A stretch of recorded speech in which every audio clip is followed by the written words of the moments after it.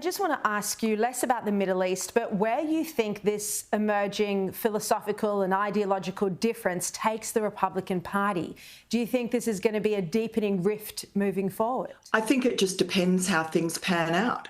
Again, this is about trusting Donald Trump. This is what JD Vance has said that everybody needs to do, trust his instincts. Same with Mike Huckabee, the ambassador. Trust his instincts, and they haven't set him wrong yet. And so, if Iran turns into World War III and is a disaster, of course, I mean, that's, his presidency, his place in history, but I mean, who cares? That's small beer compared to the catastrophe. But if he handles this, like I think a few presidents could, and actually just limits it and manages to help Israel get rid of this nuclear threat to the world, that there is not too much bloodshed, and that the Iranian people figure out their own future, but at least it's not a nuclear future. They can do whatever they like.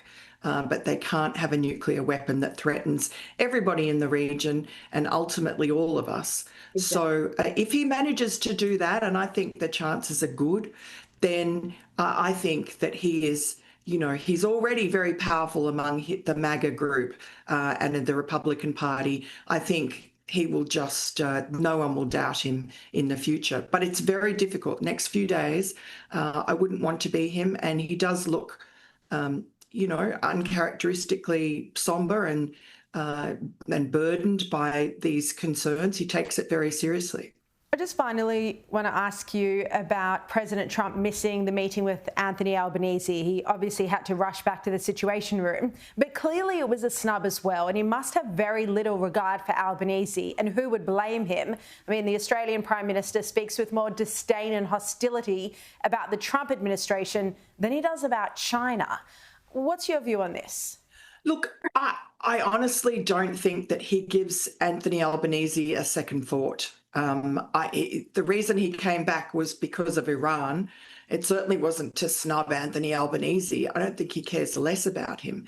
I do think it's a pity that Australia doesn't have a better relationship with the Trump administration. I think it's very unfortunate that Anthony Albanese made those comments previously, but I would think that for Australia's sake, that he and Kevin Rudd and everybody else in the Albanese government would be pulling out all stops to make amends for any of their past statements.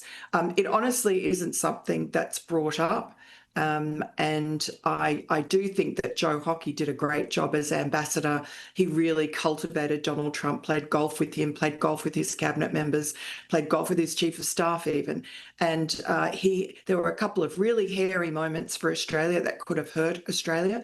And Joe Hockey papered them over, managed to iron them out. Miranda, thank you so much for your time. Really appreciate it. Thank you so much.